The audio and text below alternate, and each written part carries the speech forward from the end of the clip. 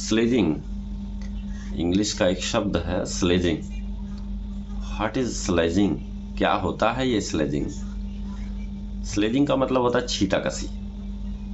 जैसे कुछ लोग छीटाकशी करते रहते हैं, तुम नहीं कर सकते हो, तुम्हारे बस की बात नहीं है, मतलब एक तरह से चिढ़ाना होता है। स्लेजिंग मीन्स चिढ़ाना। तो अगर आपको कोई चिढ़ा रहा है तो उसका उत्तर आप उसी अंदाज में नहीं देना है, रिएक्ट नहीं करना है, रिस्पॉन्ड करना है। जैसे क्रिकेट में तेंदुलकर को जब बॉलर सामने होते हैं तो उनको बहुत चिढ़ाते हैं, स्लेजिंग करते हैं। और अगर बॉलर पाकिस्तान का हो तो जाहिर सी बात है तलखी हो ही जाती है। लेकिन उस बंदे ने कभी जो है स्लेजिंग का जवाब रिएक्ट से नहीं किया, रिस्पॉन्ड किया। एक मूवी आई थी, उसमें अमरीश पुरी साहब कहते हैं सनी देओल से कि गुस्से को पालना सीखो।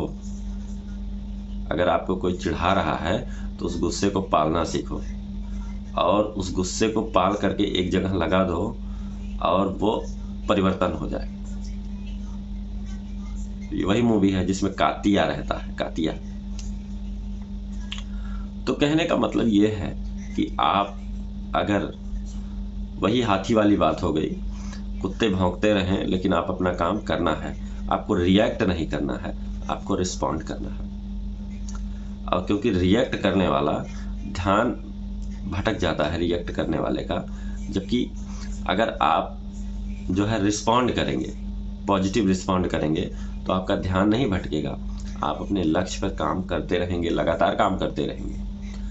यही उद्देश्य होना चाहिए व्यक्ति का, कि जो है स्लेजिंग लोग करते रहें, छीटाकशी करते रहें। तो उससे नहीं हो पाएगा यार, तुझसे नहीं हो पाएगा यार। अरे जाने दे भाई, नहीं होगा, नहीं होगा, कि तेरा क्या जाता है। लेकिन क्या है कि हमें वो रिस्पॉन्ड करना है, पॉजिटिव रिस्पॉन्ड। गुस्से को पाल करके उस गुस्से की वजह से एक नया निर्माण देना है, एक नया जहान देना है, एक नया विहान देना है। तो डोंट रिएक्ट।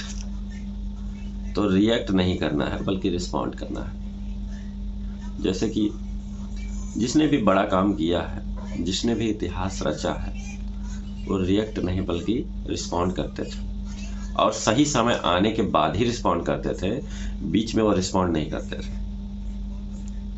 तो इसलिए जैसे आपने देखा होगा आजकल लोग कोक बहुत पीते हैं।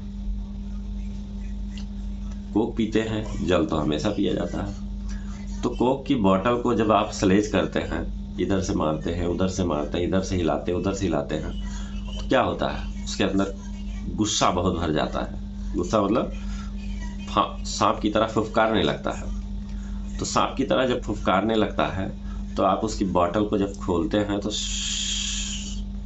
करके बाहर निकल जाता है। जबकि अगर हम जल की बात करें, जल को के बोतल को चाहे इधर से पटको, चाहे उधर से पटको, चाहे उलट पलट दो, कोई फर्क नहीं। बोतल खोलोगे, जैसा पहली स्थिति में था वैसा अभी है। तो विपरीत परिस्थिति में व्यक्ति को अपना धैर्य नहीं खोना चाहिए। अपने धैर्य को मजबूती से बना करके अपने लक्ष्य पे काम करने वाला व्यक्ति ही सफल होता है, आगे बढ़ता है। क्योंकि विपरीत परिस्थिति में जब आप अपना धैर्य खो देते हैं तो आप जीवन में आगे नहीं बढ़ पाते। अभी जब आपके पास पॉजिटिव समय होता है, जब आप बहुत अच्छे से जीवन को जी रहे होते हैं, ग्रोथ कर रहे होते हैं, तब आप तो कभी ईश्वर को जो है थैंक्स नहीं बोलते। लेकिन जैसे ही आपके पास थोड़ा सा नेगेटिव टाइम्स चलना शुरू होता है, आप कहते हैं वाई, क्यों मेरे साथ ही होता, वाई मी, मेरे साथ ही ऐसा क्यों हो रहा है, मैंने क्या बिगाड़ा था किसी का भगवान जो आप मेरे साथ इतना बुरा कर रहे हो। अच्छा समय था तो आपने भगवान से नहीं बोला, आप इतना अच्छा समय क्यों ला दिए हो जिसका मैं एकदम नीचे तबके का व्यक्ति आज ऊपर स्थिति में हूँ, धन धान्य से परिपूर्ण हूँ। लेकिन अगर थोड़ी सी कष्ट आ गई तो हम उनसे शिकायत करने लगे, आपने क्या कर दिया भाई। नहीं होता क्या है कि जब आप विपरीत परिस्थिति में हो, अब विपरीत परिस्थिति लाने वाला होता कौन है, आपको ये अपना ही होगा। जाहिर सी बात है, अगर आप किसी विपरीत परिस्थिति से जूझ रहे हैं, किसी विपरीत परिस्थिति से लड़ रहे हैं, तो कोई अपना ही होगा। अगर हम रामचंद्र जी की बात करें, सुबह रात में तैयारियां हो रही थी कि सुबह जो है जश्न मनेगा, राजगद्दी मिलेगी, और सुबह अल्टीमेटम दे दिया जाता है, बेटा निकल लो 14 साल के लिए। अब 14 साल के लिए तो लग गई तुम्हारी। तो राम जी का धैर्य देखिए, रामचंद्र जी का धैर्य देखिए। उन्होंने केवल 4 शब्द बोले, बस इतना सा ही, मतलब केवल बन ही जाना है, बस इतना सा ही, कोई बात नहीं, पिता का आदेश है तो मान्य है, जाएंगे बहन। माता, इसमें आपको परेशान होने की जरूरत नहीं है। भगवान श्री कृष्ण को उनके सगे मामा ही हर वक्त मारने पे तुले रहते थे। होता क्या है कि ऐसा माना जाता है कि जो द्रौपदी है, जो महाभारत हुई थी, द्रौपदी के हंसने की वजह से हुई थी, लेकिन ऐसा नहीं। अगर आपके ऊपर किसी ने हंस दिया तो इसका ये मतलब थोड़ी ना होता है कि आप उसको जान से मार दो या उस पर एक बहुत बड़ी ईगो ले लो। ईगो लेने वाला व्यक्ति हमेशा विनाश के रास्ते पर ही जाता है, विकास के रास्ते पे नहीं जाता है। अगर कंस उस समय अगर दुर्योधन उस समय सोचा होता कि हंस दिया कोई फर्क नहीं पड़ता है, निकल लेता अपना, तो ना ये महाभारत होती, ना इतना विशाल जनसंहार होता, ना इतना बड़ा विनाश होता, सब कुछ अच्छा होता। लेकिन नहीं, उसका तो ईगो हर्ट हो गया ना। तो कुल मिला के यही है कि ईगो पे नहीं लाना है, धैर्य अपना बना के चलना है, जीवन में आगे बढ़ना है, और जीवन में आगे बढ़ने के लिए धैर्य पे हमेशा काबू पाना रहता है।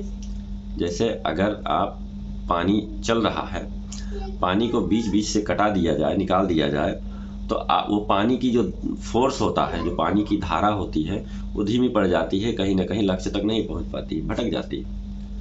उसी तरह से अगर आप एक ऊर्जा के साथ अपने लक्ष्य तक जाना चाहते हो और बीच में कोई आपको स्लेजिंग कर दिया, आपके ऊपर कोई छीटाकशी कर दिया, तो आपको उससे झगड़ना नहीं।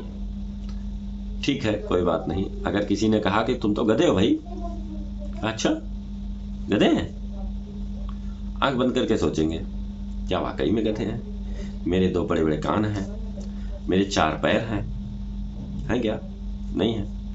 नहीं है तो नहीं है, गधे नहीं हैं। फिर किसी के कहने से हम गधे थोड़ी ना हो जाएंगे। अपना काम करो, आगे बढ़ो, ठीक है। तो जीवन में यही सारी चीजें होती हैं। जब आप प्रगति कर रहे होते हैं, तरक्की कर रहे होते हैं, तो तमाम लोग आपका ध्यान भटकाने के लिए आप पे छीटाकशी करते हैं।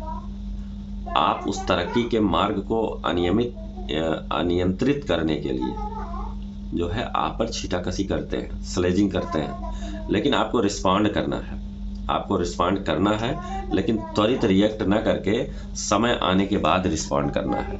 और जिसने भी समय आने के बाद रिस्पॉन्ड किया है, इतिहास उसी ने रचा है।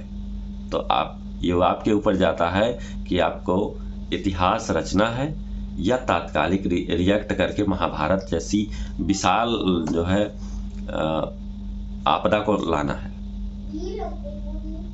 तो 2 चीजें होती हैं। धैर्य को पालने से आप ग्रोथ करते हैं, और आपके अंदर अगर धैर्य नहीं है तो फुस करके नीचे चले जाते हैं। तो धैर्य बना के ही जीवन में व्यक्ति आगे बढ़ता है। जिसने भी इतिहास रचा है, जिसने भी जीवन में फर्श से लेकर अर्श तक की यात्रा की है, सभी के अंदर गजब का धैर्य था। तो आपको भी वो धैर्य बना के रखना होगा, ठीक है। तो बस मित्रों, आज के लिए इतना ही।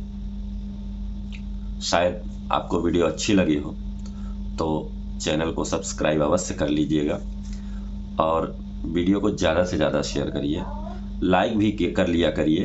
अगर इतनी सारी बातें बोलने के बाद एक आध पॉइंट अगर काम की लगी हो तो फिर मिलेंगे एक नई वीडियो के साथ। तब तक के लिए जय हिंद, जय भारत।